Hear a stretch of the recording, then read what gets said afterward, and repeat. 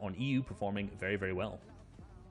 And over there in second, Repulse Forbes and Sinky Fishy, I believe they won their last game to get all the way to 207 points. So that is amazing for the second place finishers. So many top teams here as well on this page. Carry On, Eshes, and Sorif. These guys coming together in week number 2 as a brand new trio, and after that just performing so well. Even some high profile trios like the X2 twins paired with Volks getting 8th place overall, having a phenomenal day 1 and just being consistent on day 2 to lock in a top 10.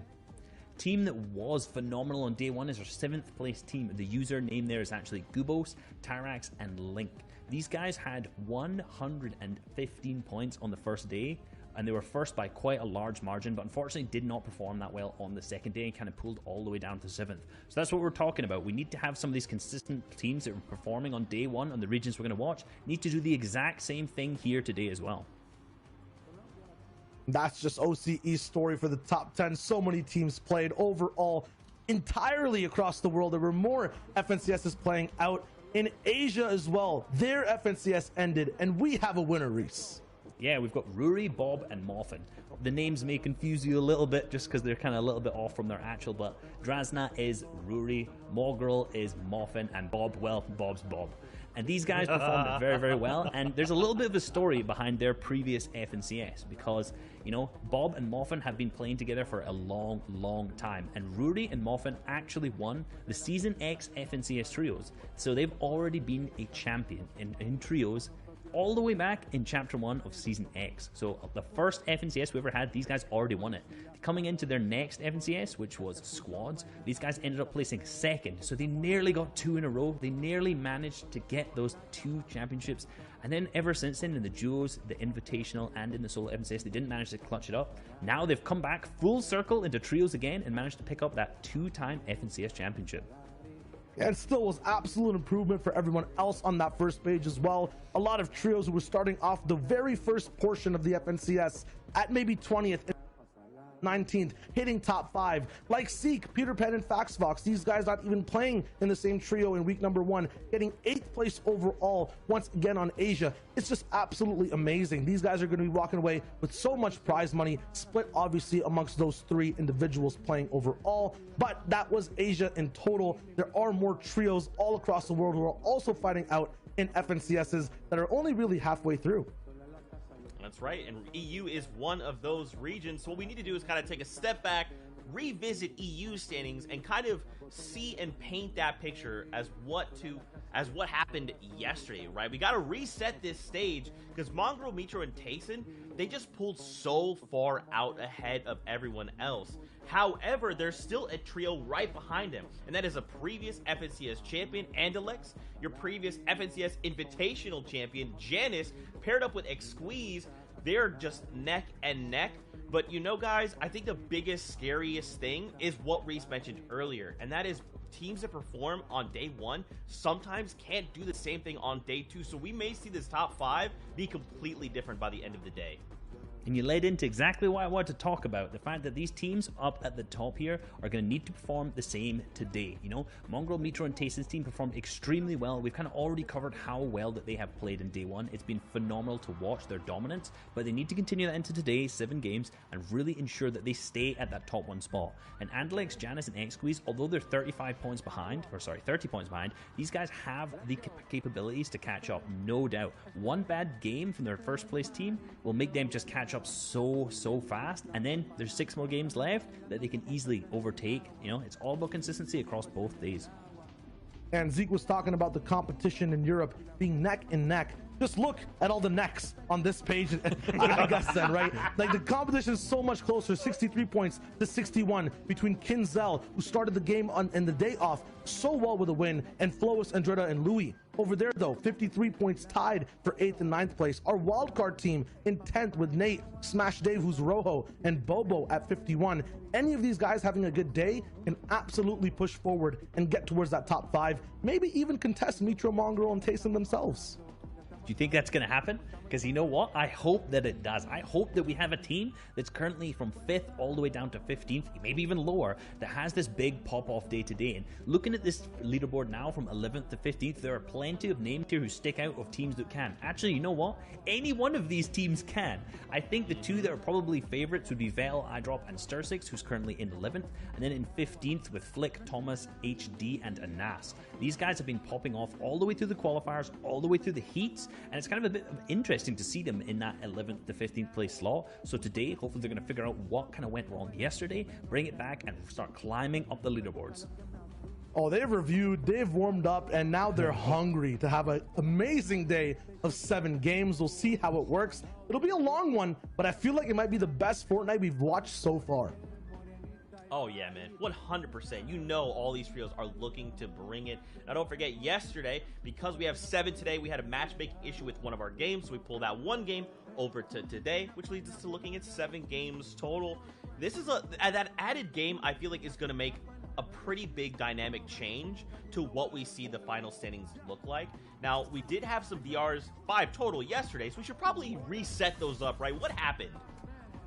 Let's talk about day number 1 in EU. It was Wolfie's, CRR, and Kinzel in game number 1 that made it close and personal all the way to the very end, getting all the way to low ground, getting a win, and really showing everyone how much they've improved as teammates and as Fortnite players in this FNCS. And they actually struggled through the qualifiers a little bit, kind of only starting to catch steam at the end and then really start to pick up. And you can see that steam carrying over into the grand finals with their current 6th place slot and picking up obviously the first victory royale of the day. And moving on to game 2 was Mitro, Mongrel, and Tayson. Now these guys are not shy to eliminations or a victory royale, and this is the first of their 2 victory royales for the day. And speaking of 2 victory royales, we're just the number 2 in 2nd place, and Alex, Janice, and X Squeeze, who is Duck on top, were the individuals to get the game 3 victory royale. They did it back to back. They did it all, basically securing the win alive, making sure everything was perfect, and wrapped it up in such seamless fashion. And that win by Andalex, Janice, and X-Squeeze was actually 15 eliminations as well, which was the highest we saw out of day 1. So huge game coming out of them. But for game 4, which Blackie, Robabs, right in that end game, and we talked about this a little bit yesterday in our package, but this end game was focused all around pressure. Just these guys consistently pressure, and a beautiful shot onto Lechi just to finish things off there. Yeah, Lechi got a little bit of an alley-oop all the way from Blackie at the end of that game. But you were talking about 2 wins. Here's Mongrel, Mitro, and Tayson's 2nd one, and it felt like it got even easier for them as the day went on. It did. You know, these guys popped off. They didn't get as many eliminations this time, picking up 9, which, you know, these guys are capable of big games. We saw them in the heats pick up a 19 elimination victory royale, so 9, a little bit less than, but given the consistency that they had throughout the day, a victory royale with 9 elims is still absolutely amazing. Yeah, so that was kind of the first day for EU. A lot of action, some sprays, some team damage too. It was amazing, Zeke. Bro, it really was. I'm telling you, I could not be more excited. I get to hang out with you guys to watch this. We get to hang out with our casters, everyone at Party Royale, everyone at home. It's going to be so much fun, and I can't wait to see the final results. Now, of course, speaking of those results, you guys actually made some predictions. Our casters and our analysts decided which teams they thought would walk away the FNCS champions. Sundown kicked us off. Floki, Clement, and Nikos. Now, right now, these guys are in 5th place, but again, we've got another 7 games on deck. They can turn this around. Yeah, they can turn this around, and Clement is known to because he's the only player on EU who has actually managed to qualify for every single FNCS. So the only one out of the entire region. So this team has the potential to do extremely well. We know they're consistent. And obviously Floki and Nikos also both very, very consistent players themselves. Moving on to my pick, though. Andalex, Janice, and X-Squeeze. Now, I've predicted these guys a victory in Qualifier 3. And I think they're coming back for the 2-time. They're 2nd right now, and they are performing very, very well so far. So 7 games left. I believe in my boys. Okay, I'm going to drop some fun facts about every prediction. Once again, you mentioned Clement. I was going to say maybe change the name to Cement, or Cement in general, because this guy just sticks in every FNCS no matter what. He is so rock solid when it comes to just being able to play these games all the way out towards the end. Reese, you're also one of the best predictors overall in the FNCS, is always picking first place teams. So I feel like you have the strongest pick here. Sancho, Mongrel, Micho, Tayson has the most strength right now in first place overall. So this man and this trio are looking so powerful after day number 1. I picked Flick, Anas, and Thomas HD. These guys are having a little bit rough times in day number 1, but Anas is clutching about 43% of these guys' points throughout all the games. He's looking really good when he's playing. Maybe in day number 2, these guys learn up and then push forward, have a glorious day like we were talking about before, and end up in that top 5. Many of these trios have the possibility, the capability of turning everything around, right? Like we've seen Thomas clutch single by himself versus other entire trio games, right? In open rounds and heats. Any of these teams can literally take these leaderboards and put them on their head. That's why they're here. They're the top 1%. They've made it to grand finals, and now it's about which team will take advantage of the day. Which team will make that stamp and look to walk away the FNCS champions. Now, Fortnite fam, we're not the only ones that are here. We've got our casters that we'd like to introduce you to. So, Sundown, Sancho West, say hello to everyone at home. Thank you so much, Zeke, Shio, and Reese, and welcome, ladies and gentlemen, boys and girls, Jonesies, Bonesies, he's, she's, theys, thems, and everyone in between. My name's Sundown. And I am Sancho West, and boy, oh boy, we are going to have some awesome action. And hello, Party Royale Island. It is so hyped to be in-game and Sundown. I am so excited to get into it. Here we go. It is Fortnite time, Grand Finals, Day 2, Game 6. Let's see how it all unfolds, and the action will only get more crazier as we get to the final Game 12. And here we go again. Don't forget, we'll have 7 matches today. And for those of you who are just tuning in, whether it's your first time, we'll be explaining a bunch of things. But what you need to know right now, that number 1 spot, they talked about it at the top of show, the best of the best, arguably one of the strongest and most talented trios in the entire world, and they've shown it so far through the first 5 games in Europe, is coming out of Stark Industries. It's E11 Tayson, FaZe Mongrel, and Liquid Mitro, and they have had this place wire to wire the entire time. Anybody who has come here basically gets forced in having to 50-50 one of those henchmen chests. Otherwise, they just force you out, and they're doing it again. The only person that's literally contesting, and he has to, is Iron Man.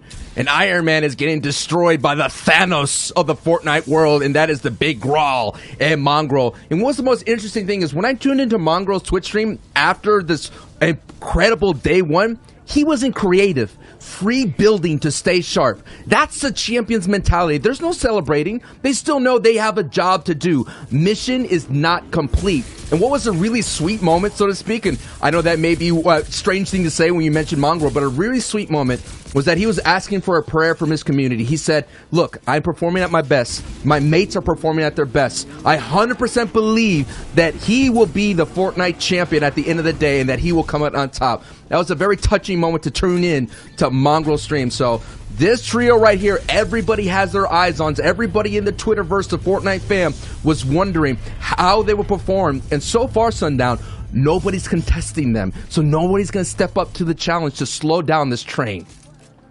And largely we've seen this is kind of beneficial to them. Again, we've talked about the stats over and over again, how this team is almost reliant on Mongrel staying up on his feet. He is the one who makes the plays. He accounts for so many, not only of their eliminations, but also just his number of them.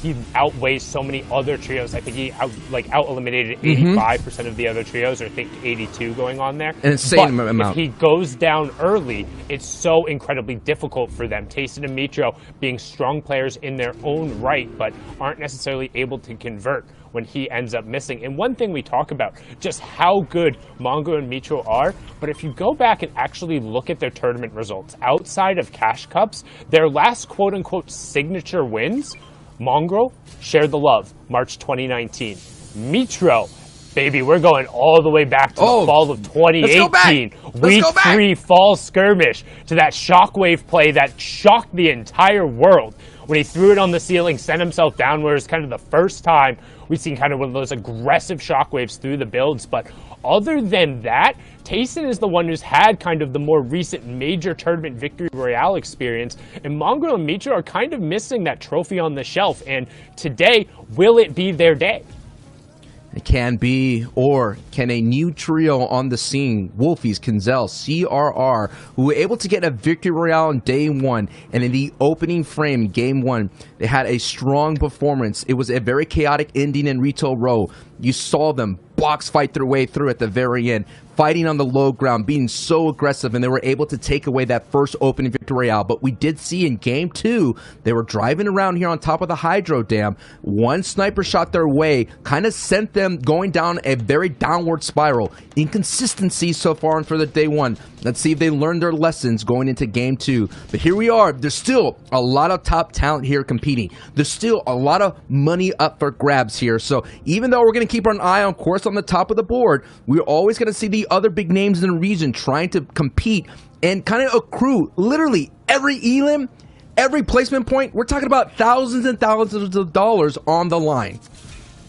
And again, too, you can see right now we've yet to have a trio drop only one player. You can see that in the top left corner of your screen. 98 out of the 99 available players still on their feet. 33 trios remaining, so probably going to get a little bit of aggression here on the north side of upstate New York. We saw plenty of this yesterday, but right now, Chapix, Queasy, and Milan, aka EP Electa, you can see right away Shockwave coming out, and Pablo Wingu trying to create a little bit of space here, but they're not going to give him even a moment to breathe. Second Shockwave being used from the Enterprise Gaming player, and he's going to find Pablo there. Shakedown as well to try and identify where the other two teammates are, make sure they get the max damage coming through to indicate the Storm Surge, and a good pickup there.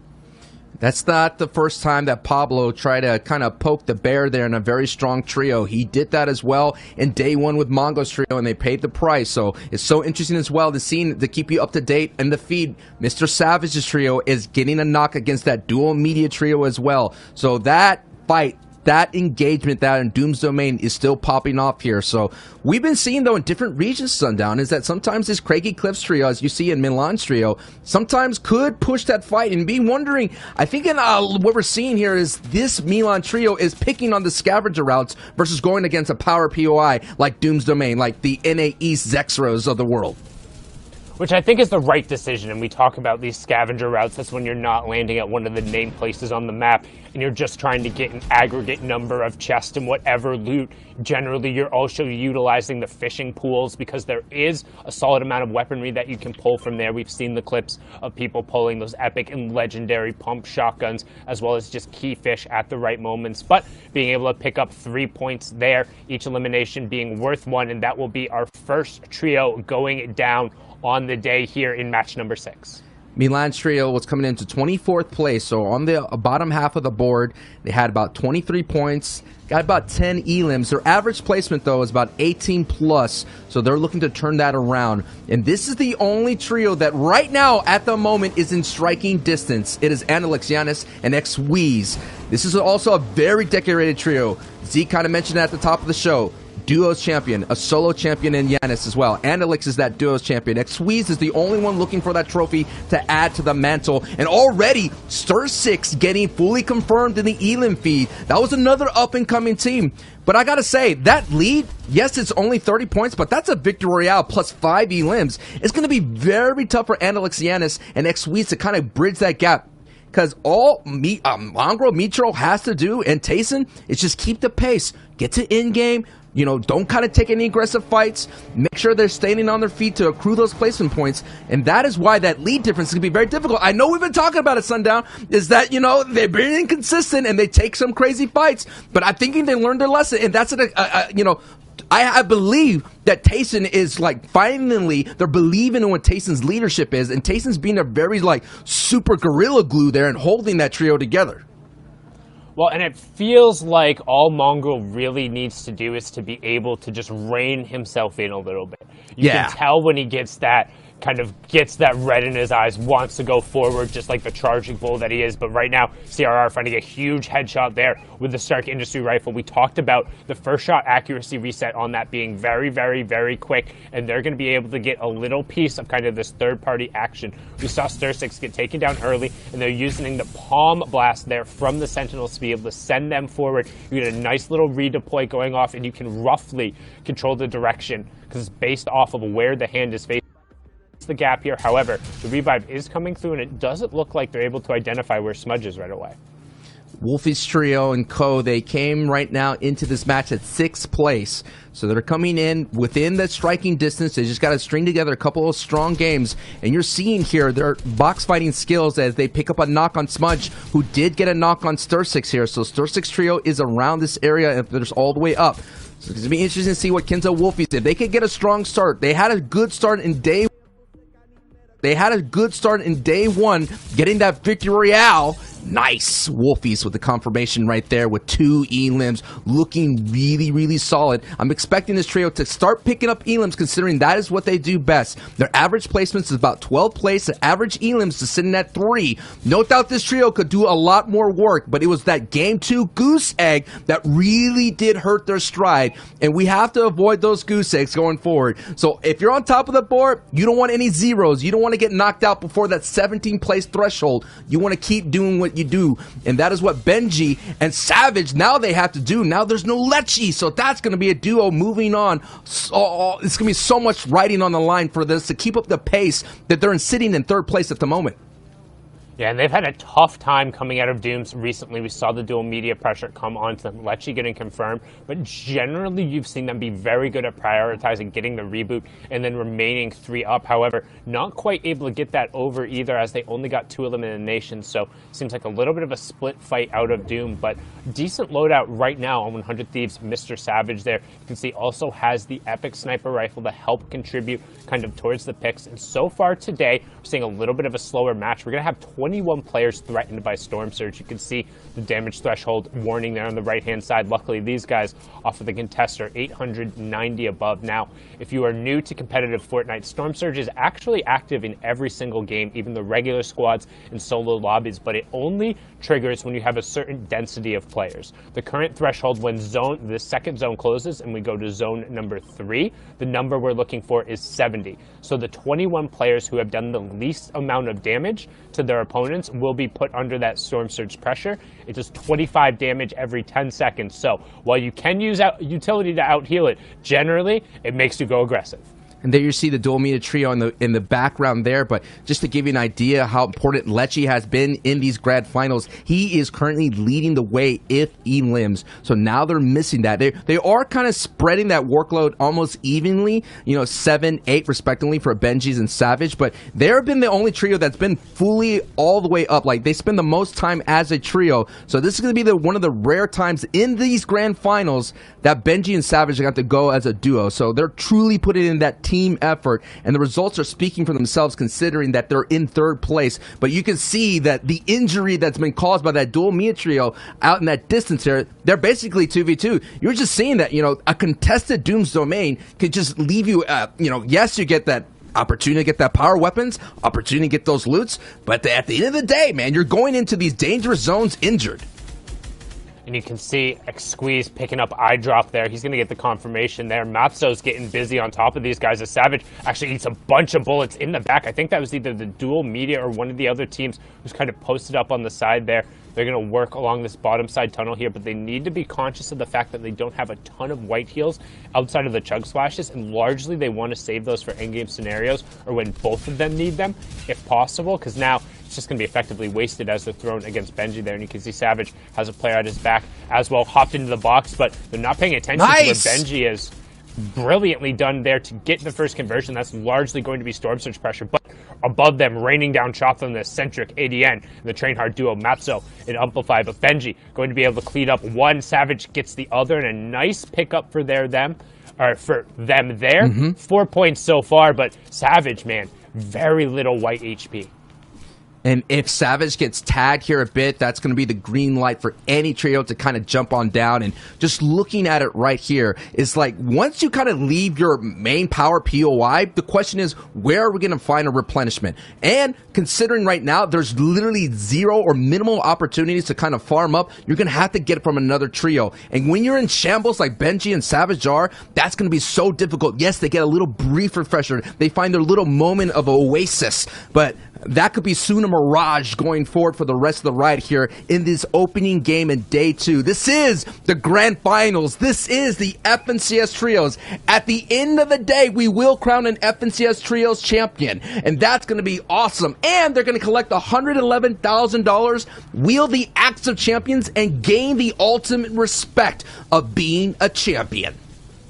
And now currently on board here, they were 5th coming into the day, Solari, Floki, and then Rams Clement and Nakos, the French trio, being absurdly consistent during their heats and having a good start to the day yesterday, but 2 really waffling games there. Games 3 and 4 made it tough and kind of allowed for the top of the leaderboard to separate themselves out a bit. Now, one thing about this trio in particular is they're a little bit more aggressive on average than any other trio in EU. They generally will pick up their first eliminations around 8.5 minutes in, which is more so than a lot of the other teams. So despite being uncontested, they're more than comfortable to go out and not only get tags, but look for confirmations. And one thing I want to note, we went from 91 players to 66 players in that nice little spurt there. So the Storm Surge driving plenty of action and plenty of points being doled out, but it's all in the form of those eliminations because the placement points won't come through until we have our top 17 trios. It's the same thing that we saw in NA East in their day 1, which was just a fantastic cast covered by Ozzy Antics and Monster D-Face. All those players in the NA East region were playing so tight to the chest. They were making sure that every build mattered and every peak mattered, every edit mattered, and we were seeing those crazy Storm Surge, or I remember like 5 minutes will pass and everybody will still be alive and up and running. As we've seen in the feed, Analyx gets a confirmation on Vettel, so Vettel, iDrop, and Stir6 are out. Benji is still cooking up right there, going against Carrot, a new star that kind of prop up on the scene in the FNCS Invitational as the coolest Carrot. But hey, I don't know how long you could be cool, man. It's time to heat up, man. I don't know what you got to do if you're the coolest Carrot, but now it's time to heat it up, because right now the action is heated up as we can get a nice overview of Thomas HD and that trio who had a decent start. They pulled zone, and I really believe, and I'll get into it if we have an opportunity, I really believe that shifting that landing from Dirty Docks to Retail Rope is really affecting that Thomas HD trio. Yeah, it makes it a little tough to be able to get out when you're used to a certain circumstance, but you can see utility being used as players will jockey position here on the 4th zone, and positioning in this zone is so important because the change for the next zone, the 5th zone, will then be our half in, half out. What that means is the new safe area will kind of cut around the outside, so players, rather than heading central like you want to for the first 3 zones, will now crowd around the outside for the hopes of pulling that half in, half out 5th zone, so then they'll get priority on the moving zones that happen afterwards. So zones 6 through 9 will completely leave the safe area for the new zone, and that causes everyone to be forced to rotate, and that's where high ground ends up being so important. Here is our wildcard trio who were able to get into with a very intense, super hype. All the metaphors in the world will not explain how intense that situation is. It is Rojo's trio, and they're doing really well here in the grand final stage, sitting at 10th place, and they pick up a big knock on Hen. And Hen, Puchik, and Deceptos were one of those trios that were a lot of people were picking as a dark horse. So this is going to be a big impact elimination, not only for Dave just on the leaderboard, but for Rojo's trio for just to have that confidence of knowing that they can compete. And that just what's really wild here about that the 33rd team can still walk away with the grand championship at the end of the day. Deceptos, Puchik, and Hen. And we all know, just like Mongrel's importance to that trio, Hen is super important to Deceptos and Puchik. And Puchik goes down! Puchik goes down again. Smash Dave, again, you talked about it. Rojo, the World Cup duos runner up there with Wolfies, now representing Smash Esports. You can see SB Nate and then Bobo of Exalti as well. They came up clutch in the final moments yesterday, but now putting good pressure. And we talked about it. Hey, what's the difference between the 1st and the 33rd team in the finals? Well, they all get to play all 12 games, and it's a fresh slate once you get there. So All that matters is you got invited to the dance, and right now these guys have been very much so capitalizing on the opportunities and finding some great rifle shots. The angles here from these guys almost completely covered, and notice how they have the metal full belt cones above them, cutting down the angle on anybody else who might be or might even thinking about throwing shots towards them. So good effort there to convert into 4 points. It's all about the acute angles right there. Everything matters. Every moment matters. Every knock matters. Every confirmation of Elam matters. This is what the intensity is of Fortnite competitive play, especially on the grand final stage. And some people will be able to step up to that pressure, and they're going to be able to play outside of their minds, and we're all going to get hyped and say, what are you doing? What did you eat for breakfast? How are you doing this? Or some of them are just going to be able to fold. But that doesn't matter. I mean, you made it this far. You have an opportunity to build off of this, to build that confidence. And that is what's so amazing about this, is that if you think about the EU region entirely, it's probably one of the most dense regions in the Fortnite competitive scene. Oh, it's absolutely the most tense. The most players competing, especially at the highest level when you're going through the most tournament participation. And you've seen time and time again that some of the plays that come out of this region and the gun skill and the level of mechanics are utterly ridiculous at times. Might not have the most discipline, but what does discipline matter when you can beat the person who's across from you 9 times out of 10? And right now you can see Clement and Floki Nakos were able to pick up an elimination onto Vidil and Fastroki's trio. So going to be able to snake away a point there and also avoid Storm Surge for that 5th zone threshold. It is 50 players, so we're right at that line. We are also at the line where placement points are about to begin to be doled out. So once we get into the top 17, every single trio that falls will then be 1 more point. Then once you're into the top 3, there's an additional 11 points on the line. 3rd gets +2, 2nd gets +4, and then the Victor Royale walks away with a big old +5 and whatever eliminations they can rack up at the end. And right now, we're seeing, again, good discipline here from the French trio, finding an angle, being able to put pressure. And they pulled priority on this zone here. You can see their bottom right-hand corner. They have the white line, and everyone else is going to have to pass them if they want to head to safety. And they're going to begin to try and head upwards a little bit. Nope, they open that up and they see, never mind, somebody's directly above us. We're going to stay on this low ground. And here we are going into full storm rotations now. 6, 7, 8 are going to be outside of the storm every time this trio gets into the safe zone. And then 9 is the ultimate closing zone. We'll go all the way down to the entire screen is filled purple. But Nakos gets a big knock on Yanis on the same layers there as they're going to make their full rotation. That is the power of having priority. You could kind of look back and they get X-Squeeze as well. So they're going to trade out when Nakos is going to go down, pick up the quick heal. That's a great benefit as well, being on the front side of the storm. You have the time to res, and they're going to barely get that res off. And now we're going to take a look at the chaos. You're going to have the low ground form up. You're going to have the mid ground form up. And of course, who is at height is always the question that everybody wants to know, because they're going to have the power position here to walk away with the Victory Royale. Savage goes down, gets fully confirmed in the feed. All the names are going to start lighting up here for a moment here, Sundown. Yeah, now we have our placement points beginning to get doled out, and they're going to come in very quickly. 2 already ticking over as we're into our top 15. 35 players remaining, but a good execution there coming through from Nakos and Co to get back to a strong 3. Now they're going to about face and start spraying shots. Andelix will also get confirmed by Blackie, so that's our second place team being taken down. We talked about Rojo and Co, but they will be no mo there as he gets taken out. However, Mongro, Tayson, Mitro, if the number 1 team doesn't fall and gets high ground every game, this is going to be a race for second as they open up match number 6, just like they closed the rest of the day yesterday, controlling high ground and raining down the AR shots with nary a contestant in sight. So we're going to hop on board here with the French trio, who's continuing to work on the low ground. 4 eliminations so far. Nakos has the legendary pump as well as the bandage cannon, so good opportunity to potentially execute here in the late game and make some plays. CRR stuff, Wolfies does get knocked, but it is an opportunity, though, for at least Clement, Floki, and Nakos to kind of close the gap as much as possible. Yes, already metaphorically as well. On top of the leaderboard is Mongrel, and on height is this game, as Nakos does pick up an Elan right then and there. It's so important, though. We've been seeing the play style in the EU region to overcome height at a moment's notice. We've been seeing a lot of low-ground victory royales. The question is can Mongrels hold on? And Kenzo is actually going for height, and it's Cammy. 2 teams are competing from height, fight, and it's going to be Tayson that's going to be left on alone. And you mentioned Mongrel going down. That is the ultimate closer for that trio. Mitro and Tayson are going to have to do it as Cammy and Raxo take control of height. As you see on your bottom right, on the top right, it's going to be the low ground. And Clement, and man, look at them. They're getting so many elims right now, already with 7 Sundown. And there's plenty more on the board. They're also getting the placement points ticking over. Top 4 with 9 players remain. But all of a sudden, Clement is all alone. He's going to turn around and pick up CRR. It's going to be a 1v3. He finds a second right away. That was Mitro for the full confirm, but he goes down in third. Raxo up on the high ground, running it out now, and the challenge comes up from Kinzo, and he gets swatted down. Raxo and Gamma Gaming Cammy will close that one out. 9 eliminations and 34 points from the Victory Royale. Match 6 closes out there. In a blink of an eye, before you know it, a Victory Royale is accrued by Raxo and Co. We're going to need the breakdown from Zeke, Sayo, and Reese. What you got for us, fellas?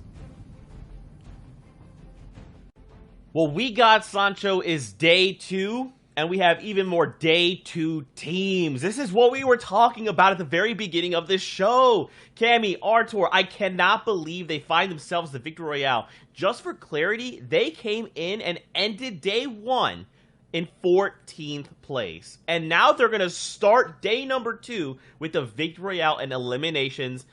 I mean, this is exactly what we've been talking about. I'm so surprised, and gentlemen, we're going to break down kind of what went down a little bit more in just a little bit.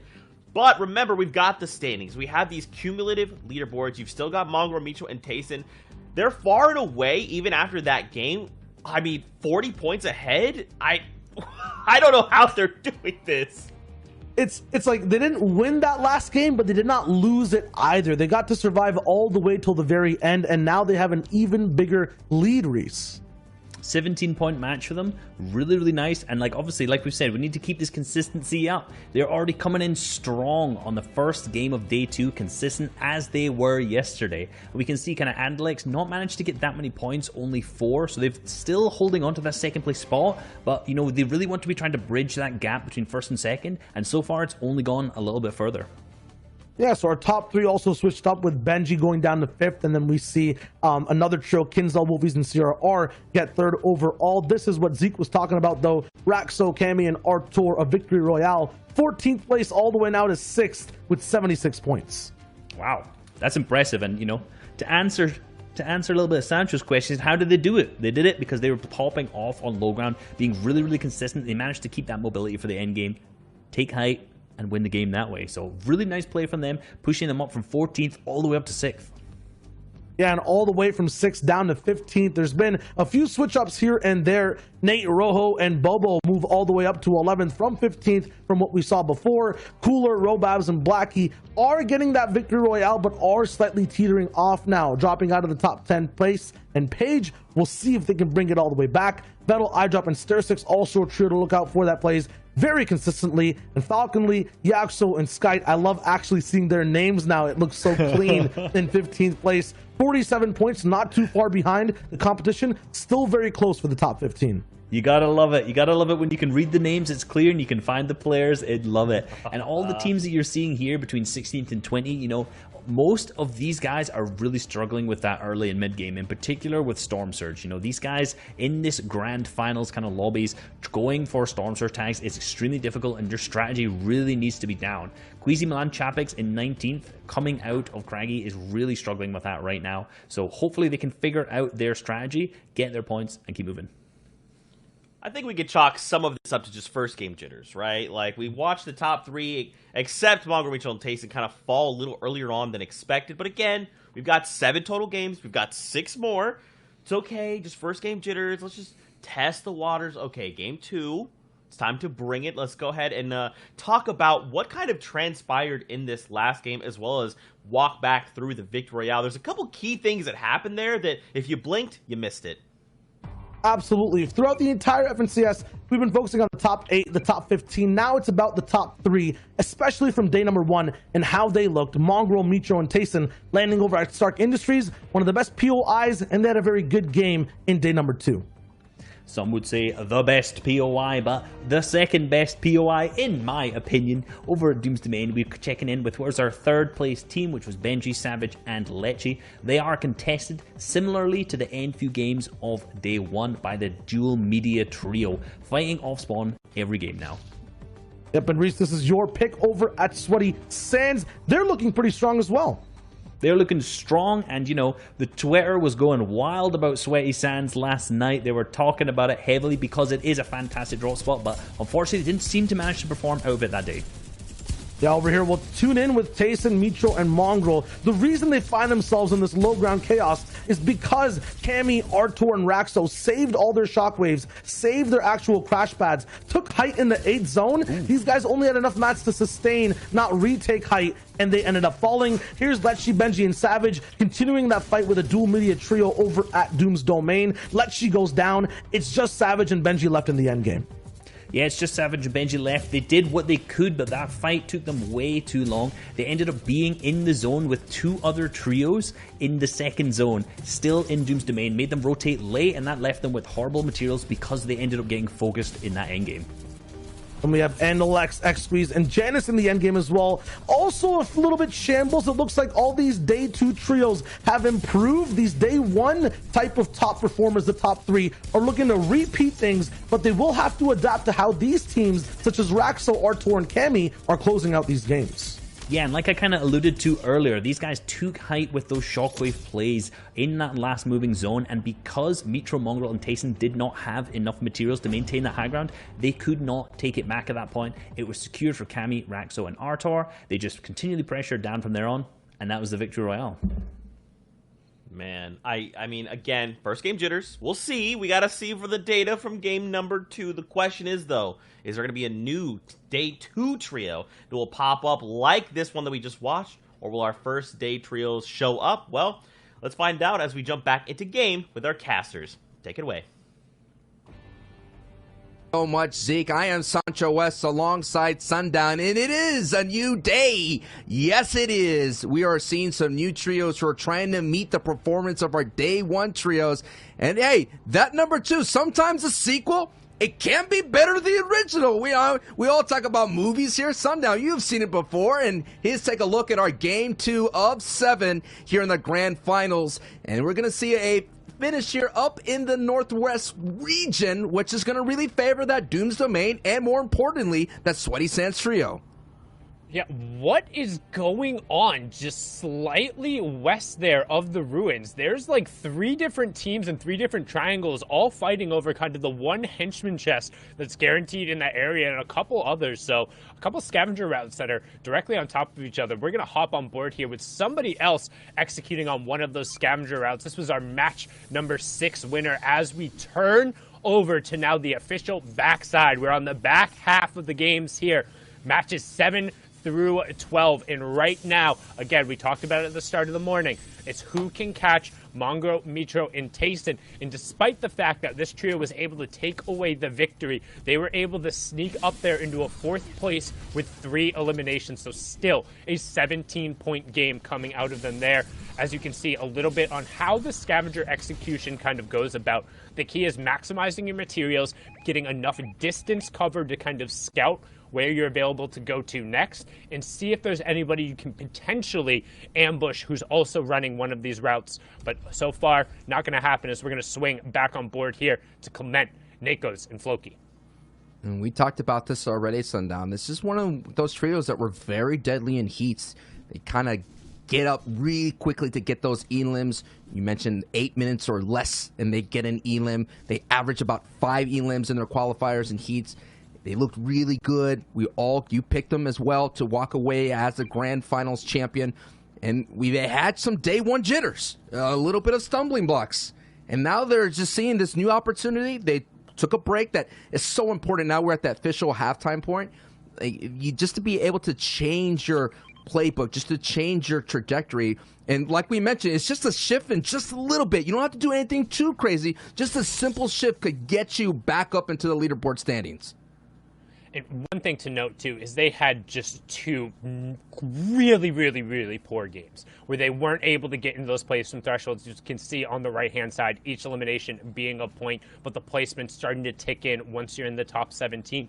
And for a trio like this in particular, they thrive on consistently getting placement points. They're not necessarily known for those absolutely massive over-the-top victory royales. They're more than capable of winning a game, but it's not typical for them to be getting those 15, 16, 17 eliminations VRs back-to-back. They did it in heats, though. However, now we're going to swing over to a little bit of contention going on. It's the battle here at Doom's Domain, and yet again, as we saw during the qualifier 3 rounds, Benji and Co. controlling the vault and then utilizing the secret passageways back and forth to try and get positioning over here on the north side of the house. And you can see the dual media group now trying to rotate back over here. However, all of the onus here is really going to be on Benji and Co. to take this one out.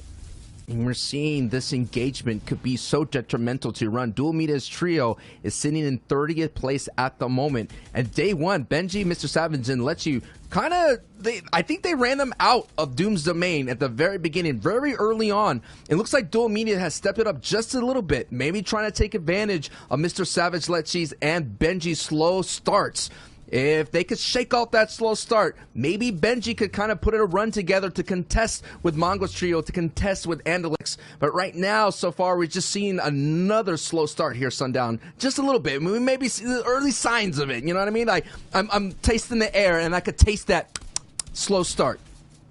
And the one thing to note is about the slow starts today, you think, yeah, well, we got 7 games today. That's one more than we normally get. Like, it's okay. There's time as Mirza there gets picked up by Benji in a nice little 50-50, able to swap over there to the Epic AR. Lechi is also going to be able to get a pickup there on the site. Benji's going to find the other one, and Lechi doesn't get converted, so saving some key resources there as well, not having to go over and utilize the reboot. We'll have to find some additional white heals, but they have the bandage cannon, so not going to lose too much, but I mean, we've talked about it. Everyone is playing catch-up to Tayson, Mitro, and Mongrel, and one slow game, they got 17 points last game, so all of a sudden, that difference at the top, specifically if you're Benji, Savage, and Lechi, you lost 12 points last game. You have to make that up some way, shape, or form, and if these guys don't go down, if we don't see kind of that classic patented Mongrel over-aggression where he kind of overreaches a little bit in the early and the mid-game, and they keep getting their Storm Surge tags, I think, again, it's going to turn into a race for second. I mean, the biggest fear as well is if somebody or some trio just decided to do 50-50s and try to drop into Starks. It happened before. They did lose their spot early in qualifiers when Jazzbase Trio, who is in the grand finals, mind you, kind of contested. They kind of started to lose it, but I think that woke up MMT. That woke up this trio to let them know, look, we're going to have to understand that someone will contest us at some point. And they just obliterated Jazzbase Trio in that next day in that tournament. So that is what we're kind of watching here. It's like, will it happen? Could it happen? We already seen OCE, the Lynx Trio slip from that first place, going all the way down to 7th place or so. It could happen, but so far, I don't taste it in the air. I only smell grand final champion here. And that would be such a key kind of feather in these guys' caps. We talked about them being some of the strongest and best players in the world, and right now trying to put that on display, utilizing, again, we talked about this as well, the first shot accuracy from the Stark Industry Rifle and the high base damage of it, the fact that it still hits for 35 even at maximum range, and being able to convert on those 50 plus damage headshots, make it one of the strongest weapons. And particularly, I mean, everybody has seen the clip of Mongrel on the high ground with an infantry rifle. This is about the same, and you'll also notice too, they'll generally run in terms of the rifle choice. They'll have a burst rifle on Mitro, and then Tayson and Mongrel will pick up those Stark Industry Rifles. That way, when you're spraying a wall, you have the fast first shot accuracy from the Stark Rifles, and then the 2-shot burst coming through on the burst AR. It gives them a bunch of pressure to hit trios behind their builds. We saw that stat of Indretta, Sapphic, and Mongrel having 15 plus elims, so they are slaying out. But what a metaphor. You see Mongrel's trio all decked out, swagged out, and whiplashes, and then you see everybody else in the back of the pack trying to catch up in the coop. That's the kind of race that we're talking about. Can the turtle catch the hare? And this hare has an extreme crazy start, and they're not going to be lazy like that story hare. They're not going to take a break. They're not going to eat. They're going to keep running at full speed. They're going to take their whiplashes and cross the finish finish line. The question is, can the people in the coupes and the trucks, any kind of Fortnite vehicle, man, I'm going to take it all the way back to the board days, and maybe the shopping cart days, who's going to catch up to that Whiplash trio? I don't know who that's going to be. Yeah, you can see those Mark 51s being so fast on rotation, but I will say the one thing that could end up potentially being a little bit of a stumbling block for the trio would be if they end up struggling with Storm Surge today. We've already seen in the first 2 games, that first Storm Surge has been massive in a completely uncontested drop spot. If they aren't able to kind of get enough tags to get over the top, that could force them into kind of one of those classic mongrel over-aggressive situations. Right. As long as they avoid that, I think they'll be okay. Right? I think that if they've done enough so far where they have the playmaking ability over the course of these 6 games, that they're going to have at least 1 or 2 more solid games in that instance. As long as they don't have 1 or 2 absolutely ruinous games by Storm Surge, this should be good enough for them. But right now, we're going to hop on board with the pressure coming from iDrop straight into the box. Downs gets picked up there. No problem from iDrop 7. However, Sturstinks is going to eat a little bit of a problem there. He gets caught in a separate box, and all of a sudden, the 2v2 on the mark, you can see iDrop trying to push forward. They're going to try and get a little bit of a disengage, make sure they can get shields up, but a little bit of a slip up there from what is normally a very strong box-to-box trio. That was like an extreme push. I've never seen the 1, 2, 3 go, and everybody just box dive in with the AR spray and getting right inside as a trio. And then what ended up happening is they ran into that edit with the triangle edit, and one got caught, got hit right in the shins. You mentioned this in the EU side of things. You got to wear your shin guards, man. You got to pop them, or if not, someone's going to crack you, give you that slide tackle, and there's not going to be a referee to come out of nowhere and give you a red card to kick you out. You're going to have to do this on your own. Yeah, worst case scenario, you'll get a warning there in the form of one of your players dropping down, but the retaliation not going to result in anybody else being sent off. You can see Nems and Wave Doko rotating through the river, using that downstream current to try and get a little bit of speed, but iDrop being aware of that as well, getting good pressure onto him here, and actually looks like they're trying to kind of pick this fight 2v3. You see Storm Surge is ticking on. 20 players going to be impacted by that here in 1 minute and 45 seconds. iDrop trying to force his way into the box, but plenty of angles and pressure coming out from the other side. Super limited amount of materials here, down to only 17 builds. You can see that under his 1 elimination here as we wait for it to catch up, and you can see good pressure coming out from Nems. He is down the shield advantage, but he has his teammate providing some rifle support on both the angles there. You can see Jaganza and Joko just laying down shots for him. A little bit of spread out, though, if they are able to force in and get Nems situated. And they're going to use the harpoon gun straight in, and Nems is going to get picked off. A huge pickup there from iDrop and Vettel, but can they get out of the water?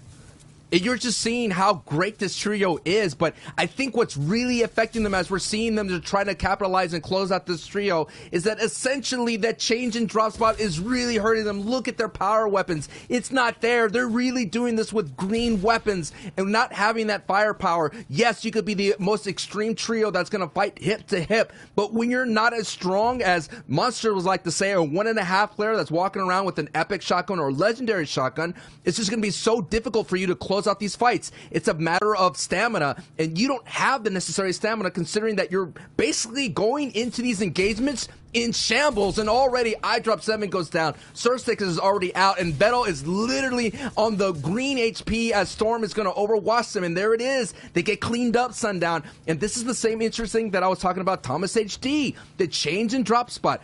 This trio of Vettel landed in Misty Meadows during their heats.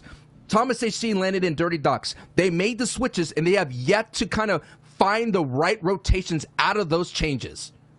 We can see all the action going down as everyone trying to get above the Storm Surge special. But most important to the leaderboard there, we saw Andalex and Co. ended up having at least 2 of their players fall. So going to be forced into a 1v3 situation unless they can stick a revive. We're going to hop on board here. Nako's Clement and Floki sitting on 1 elim courtesy of Nako's vertical shockwave coming out. Pops him up into the air, but not going to really find anything. Going to be able to utilize his hard mats, just kind of drop back down. And you can see the elim feed lighting up, and the only thing that matters is we're not seeing Mitro, Mongrel, and Tayson on the right side of that feed. In fact, we saw them on the left side of that feed getting a knock, and right now, Vadil, Kylie, and Frostroki under pressure here from our top 4 French trio of Nakos, Floki, and Clement.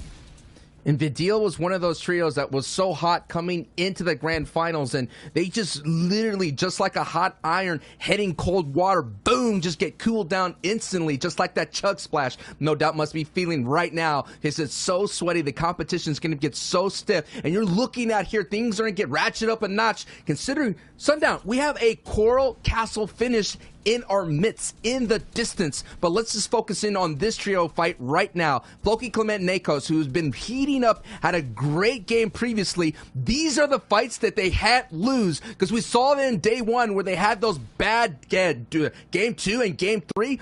This cannot go. They have to go their way here. Yes, it's a nice knock on Vidil. Yeah, Floki actually just put Vidil in a blender there for a second. Getting over to the side there, Kylie also going to end up dropping from a couple boxes away, getting a key siphon too over onto Nakos, who desperately needed the extra shield. They wanted that pickup. They know that Frostroki is still around here somewhere. They have the additional flopper, but keep an eye on the bottom right-hand corner. See all of those triangles who are already rotating the zone ahead of them, and with only one shockwave, it's going to be very dangerous for this trio to approach the outside. Still 66 players remaining. 25 trios, so continuing the trend of having a little bit of a denser lobby. However, thanks to those 3 eliminations, they're not going to have to worry about this tier 2 storm surge when it rears its head. Yeah, it feels great. They got the elims, but they're not yet in the placement threshold. We are about 8 trios going down before we can start doling out those points. And this is the things they're already overcoming these engagement obstacles, but they're not out of the water yet. There's still some stormy skies ahead of them. Nakos, Floki, and Clemento are making their way up the board slowly and surely, but they're going to need Nakos, Floki,